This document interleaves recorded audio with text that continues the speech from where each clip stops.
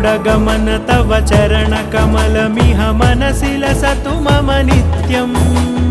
गरुडगमन तव चरणकमलमिह मनसि लसतु मम नित्यम् मनसि लसतु मम नित्यम् मम तापमपाकुरु देव मम पापमपाकुरु देव मम तापमपाकुरु देव मम पापमपाकुरु देव